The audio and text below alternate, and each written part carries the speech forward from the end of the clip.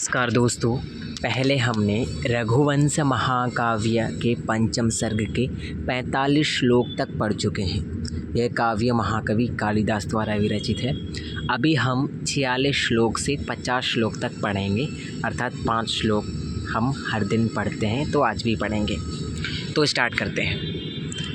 शैलोपमः शैवलमञ्जरीणां जालानिकर्षन्नुरसासपश्चात् पूर्वं तदुत्पीडितवारिराशिः सरित्प्रवाहस्तटमुत्ससर्प।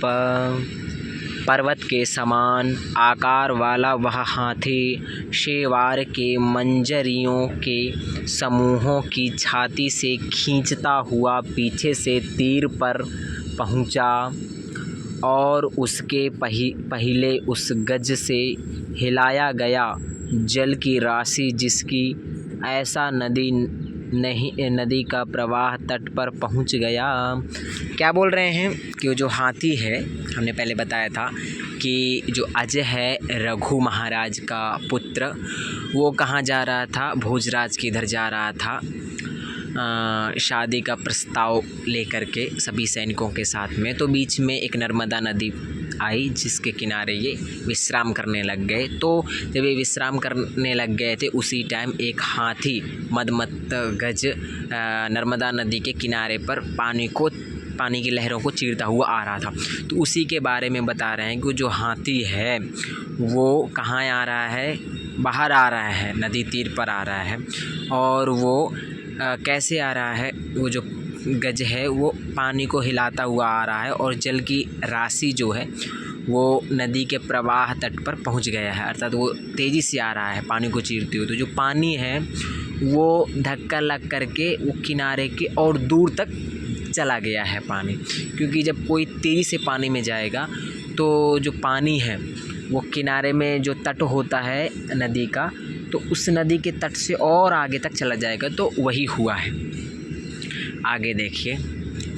तस्यैकनागस्य कपोलभित्योर्जलावगाह क्षणमेकशान्ता वन्येतरानेकपदर्शनेन पुनर्दिदीपे मददुर्दिनश्रीः। हाथियों में मुख्य उस गज के दोनों गंडस्थलों में जल में डूबकर नहाने से जो क्षण मात्र के लिए शांत हो गई थी, वही मद झरने की शोभा जंगली हाथियों से भिन्न अर्थात सेना के हाथियों के देखने से पुनः बढ़ गई, अर्थात पहले की अपेक्षा अधिक मद झरने लगा। जब ये हाथी मदमत्त हाथी गज पानी से बाहर आ रहा था नर्मदा नदी से, तो अब वो पानी से बाहर आ गया है, तो उसका जो क्या था, उसका मद था, मद होता है ना उनके सर पे, तो वो पानी में धुल गया था। पानी में डूबने की वजह से गंडस्थलों में जल में डूबकर नहाने से क्षण मात्र के लिए शांत हो गई थी, तो उनका जो मद था वो झर गया था। मगर इनके जो सेना के जो हाथी हैं, अजय के साथ जो सेना, उनके हाथियों को देख करके फिर से अपेक्षा से अधिक मद झरने लग गया है। फिर से वो जो मद है वो और भी ज़्यादा झरने लग गया उन हाथियों को देख करके। पहले हालांकि वो झर चुका था, तो अब उनको देख करके और झरने लग गया है। आगे। सप्तच्छदक्षीरकटुप्रवाहं सह्यमाघ्राय मदं तदीयं विलङ्घिताधोरणतीव्रयत्ना सेना गजेन्द्रा विमुखा बभूवुः। सप्तपर्ण नामक वृक्ष के दुग्ध की भांति जिसकी सुगंधि फैल रही थी, किसकी सुगंधी फैल रही थी? उस गज की जो पानी से बाहर आया।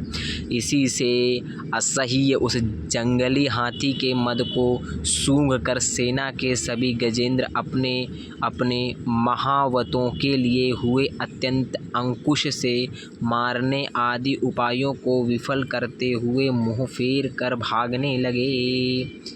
उनके जो हाथी थे सेनाओं के, वो हाथी भागने लग गए।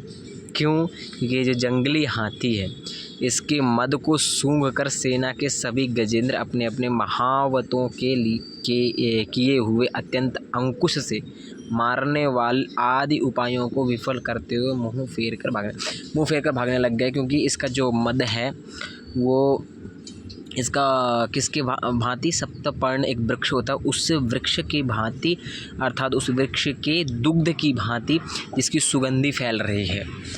किसकी सुगंधी फैल रही है? जो गज है जो नर्मदा नदी से तट पर आया है।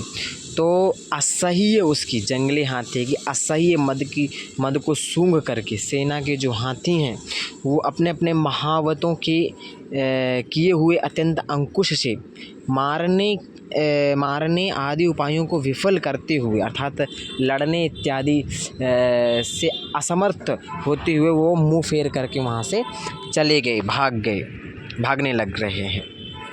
आगे सच्छिन्न बंध द्रुतयोग्य शून्यम भग्न क्षपर्यस्तरथं क्षणेन रामापरित्राण विहस्तयोधं सेनानिवेशं तुमुलं चकार।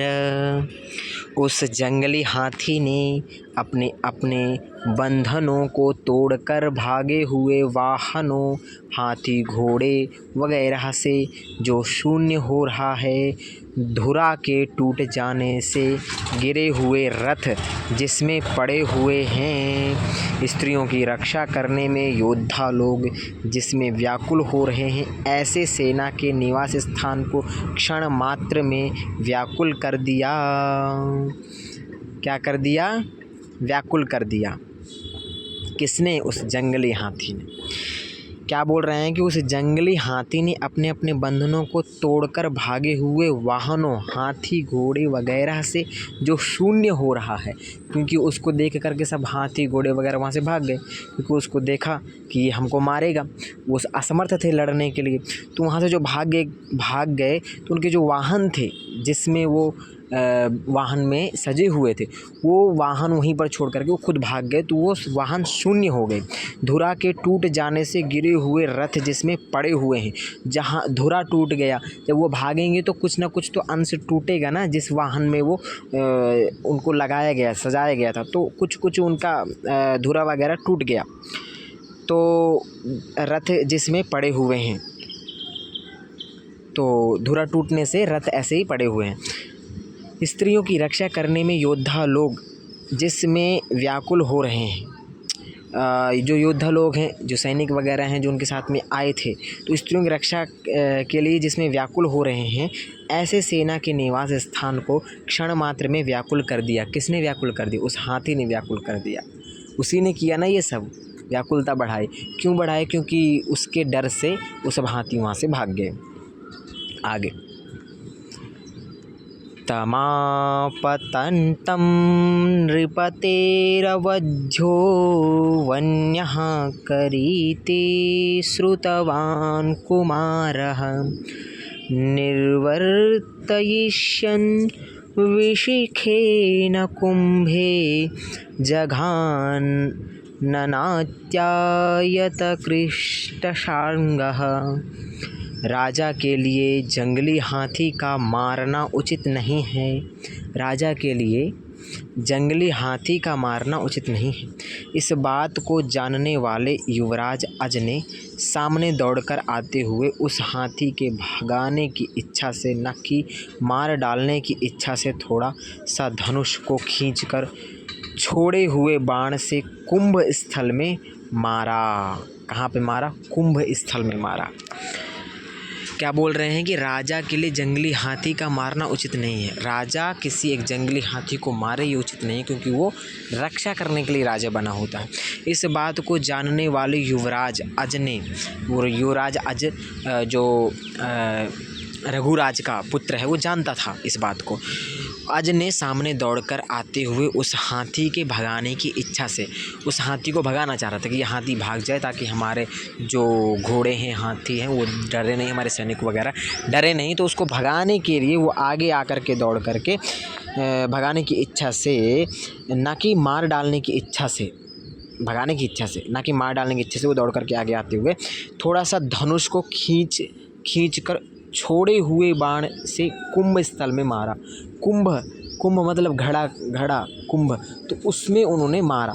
ऐसे एकदम से ताना धनुष को, और वो छोड़ने के लिए उन्होंने उद्यत हुए कि ऐसे करके यदि मैं धनुष को करूँगा तो शायद वो भाग जाए डर की वजह से धनुष से, और उन्होंने छोड़ा और कुंभ में मारा तो इससे वो भाग जाए। तो उन्होंने हाथी को मारने के लिए नहीं किया था, वो भगाने के लिए ये सब किया था ताकि वो भाग जाए, और उनको मारा भी नहीं। तो आज हमने 50 श्लोक पढ़ लिए, 75 या 76 हैं टोटल, तो और 25 या 26 बचे हैं, तो इनको भी हम पढ़ लेंगे। तो दोस्तों, यदि वीडियो अच्छी लगी हो, पढ़ाना अच्छा लग रहा हो, तो चैनल को सब्सक्राइब करें, वीडियो को लाइक करें और शेयर भी करें दूसरों को। नित्य प्रति देखें, नोट्स बनाएं, क्योंकि ये बहुत काम आएगा। पहले ये अधूरा पढ़ा करके छोड़ दिया था, तो इसलिए मैं इसको पूरा करने की सोच रहा हूँ। 50 तक पढ़ा दिए हैं और 25 या 26 के लगभग बचे हुए हैं, वो भी पढ़ा कर कंप्लीट करेंगे। और इसके बाद में मेरा एग्ज़ाम है, तो शायद मैं रत्नावली का इतनी जल्दी से ना ला पाऊँ, और एग्ज़ाम होते ही मैं सारा विधिवत शुरू करके रखूँगा, जैसे अभी शुरू कर रखा है। तो मिलते हैं फिर दूसरे वीडियो में, तब तक के लिए धन्यवाद।